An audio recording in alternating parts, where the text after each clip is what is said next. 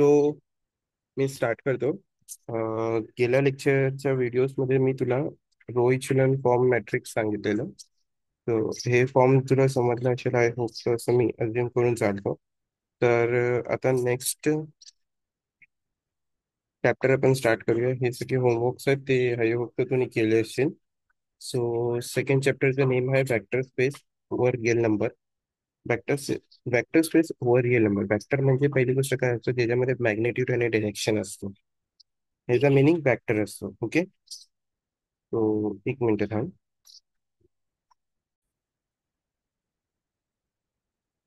तो त्याला वेक्टर बोलतात. तो ते वेक्टर डिफाईन करण्यासाठी इकडे काही प्रॉपर्टीज आहेत. टोटल 9 प्रॉपर्टीज इकडे आहेत एक वेक्टर स्पेस डिफाईन करण्यासाठी. ओके, सो इकडं 5 प्रॉपर्टीज आहेत जे तुझे ऍडिशनल प्रॉपर्टीज आहेत आणि 4 प्रॉपर्टीज आहेत जे तुझे स्केलार प्रॉपर्टीज आहेत. ओके, सो आपण हे 5 प्रॉपर्टीज बघून घेऊया. हे तुझे 5 प्रॉपर्टीज आहेत इकडं. Closure, commutative, commutative, associative, positive identity आणि पॉझिटिव्ह इनव्हर्स. ओके, हे 5 टाईपचे तुझे ऍडिशन प्रॉपर्टीज आहेत आणि स्केलर प्रॉपर्टीज मध्ये तुझे असे टाइप्स मध्ये आहेत ते आपण पुढे बघू. ओके, सो तुला मी सगळे प्रॉपर्टीज समजवतो की कशी आहेत आणि काय कसे करायचे त्या प्रॉपर्टीज मध्ये आणि काय करायचं असं नेमकं त्या प्रॉपर्टी मध्ये प्रूफ करण्यासाठी. ओके, सो इथून आपले ते प्रॉपर्टी स्टार्ट होतात. हे थोडं मोठं करूया आपण म्हणजे क्लिअरली होऊ शकेल.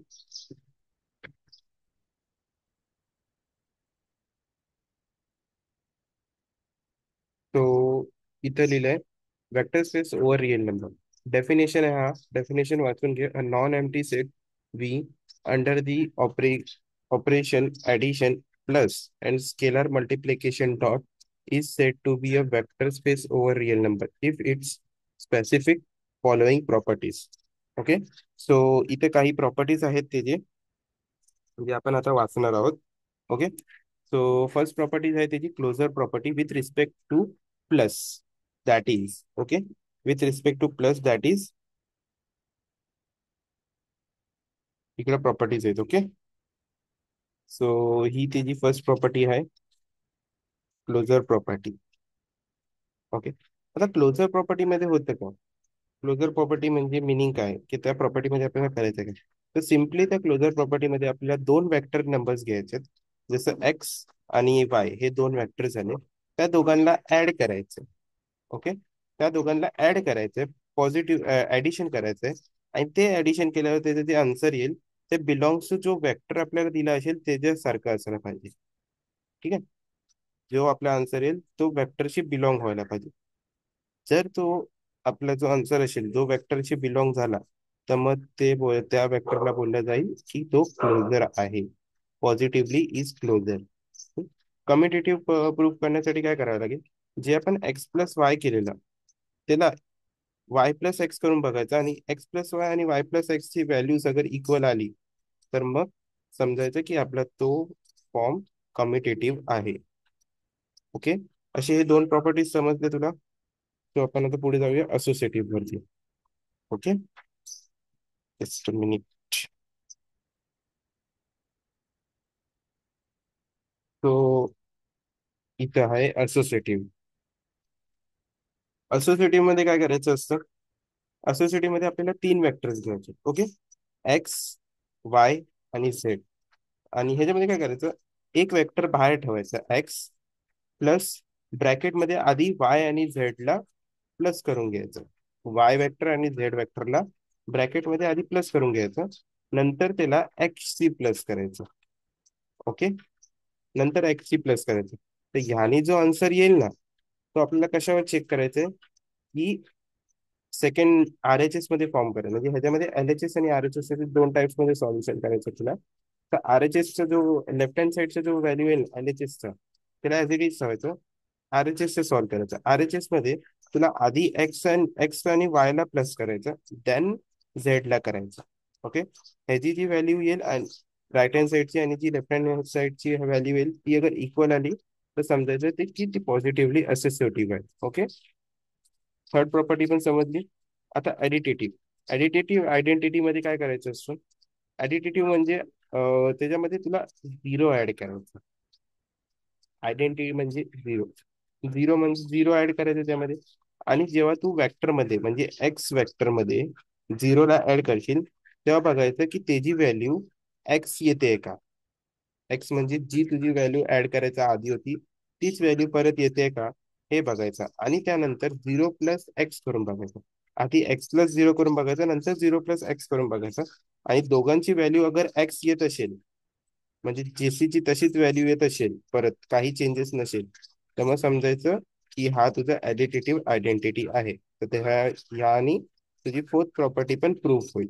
ओके. त्यानंतर फिफ्थ प्रॉपर्टी, ऍडिटेटिव्ह इनव्हर्स. आता इनव्हर्स म्हणजे काय? इनव्हर्स म्हणजे उलट. की आपण कम्प्युटर ह्याच्यामध्ये पण बघितलंय, डीएसए मध्ये, की इनव्हर्स म्हणजे वनचं झिरो होतो, झिरोचं वन होतो. हे तुझं झालं डीएसए मध्ये झालेलं असं या फॉर्म मध्ये. आणि अगर आपण मॅथ्स मध्ये बघायला गेलो तर मॅथ्स मध्ये इनव्हर्स कसं असतं? पॉझिटिव्ह जो प्लस असतो तो मायनस होतो, जो मायनस असतो तो प्लस असतो. अगर इकडे तुझा वन असला तर तो इनव्हर्स मध्ये मायनस वन होऊन जाणार. कळालं? इनव्हर्स म्हणजे, सो इकडे आपल्याला इनव्हर्स करायचे, जी काही व्हॅल्यू असेल आपली तिला आपल्याला इकडे इनव्हर्स करायचं. ओके. सो इथं बघ, इथं काय additive inverse, that is inverse केलं आपण, there exist minus X belongs to vector V such that. आता मायनस एक्स का घेतलं? कारण आपण त्याला इनव्हर्स केलं. एक्सचा इनव्हर्स काय होणार? मायनस एक्स होणार, बरोबर. तर मायनस एक्स. आता त्याला काय करायचं? जो आपला एक्स असेल ना, त्याला इनव्हर्सशी प्लस करायचं. देन त्याला काय करायचं? इनव्हर्स प्लस एक्स करायचं. आधी एक्स प्लस इनव्हर्स करायचं, त्यानंतर इनव्हर्स प्लस एक्स करायचं.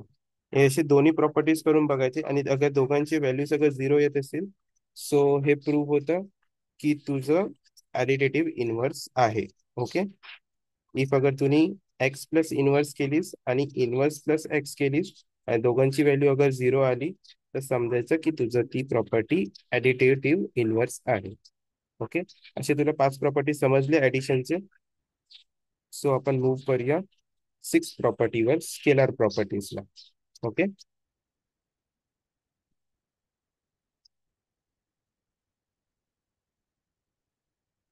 टोटल इथं फोर स्केलर प्रॉपर्टीज आहेत. फर्स्ट सिक्स आहे, सेवन आहे, एट आहे आणि नाईन. हे चार स्केलर प्रॉपर्टीज आपल्याकडे आहेत. ओके.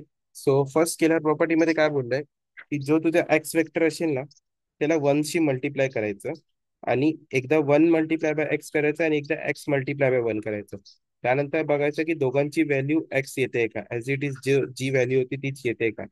जर तसं झालं तर समजायचं की तुझी सिक्स प्रॉपर्टी प्रूव्ह झाली. ओके. त्यानंतर काय बघायचंय, ह्याच्यामध्ये एक स्केलारशी मल्टिप्लाय करायचं. सॉरी, दोन स्केलार घ्यायचे आणि एक वेक्टर घ्यायचं. पी आणि क्यू इकडे तुझे स्केलार आहे, एक रिअल नंबर आहे, नॉर्मल नंबर आहे. ओके. पी, क्यू आणि एक्स. एक्स जो आहे तो तुझा वेक्टर आहे. ओके. सो आधी काय करायचं, क्यू आणि एक्स ला ब्रॅकेट मध्ये मल्टिप्लाय करून घ्यायचं. ओके.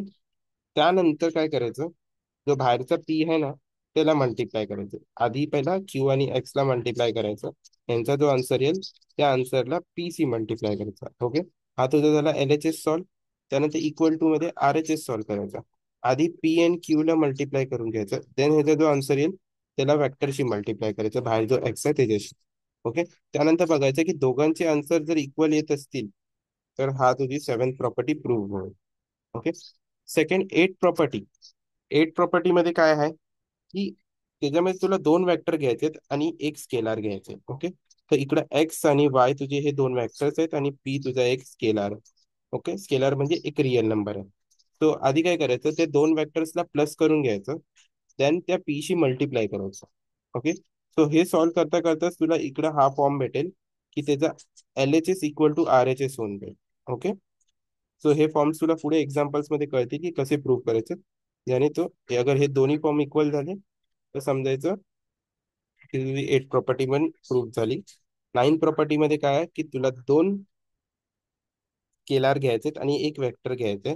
त्यामुळे दोन स्केलारला आधी तुला ऍडिशन करायचे, then त्या स्केलारला बाहेर वेक्टरशी मल्टिप्लाय करायचे. जे ऍडिशन केल्यानंतर जो आन्सर येईल त्या आन्सरला बाहेरच्या वेक्टरशी मल्टिप्लिकेशन करायचं. ओके. त्यानंतर इक्वल टू अगर ह्या फॉर्म मध्ये आलं आणि किंवा दोघांचे आन्सर सेम आले, इक्वल आले, तर तीन तुझी नाईन्थ प्रॉपर्टी प्रूव्ह होणार. ओके. सो तुला नाईनचे नाईन प्रॉपर्टीज समजले असतील, आय होप सो. मी असं अज्युम करून चालतो. ह्या व्हिडिओमध्ये मी फक्त एवढंच सांगेन, हे प्रॉपर्टीजच फक्त समजतोय. हे प्रॉपर्टीज समजले असेल, पुढच्या व्हिडिओमध्ये मी तुला ह्याचं एक एक्झाम्पल सॉल्व्ह करून दाखवेन. ओके.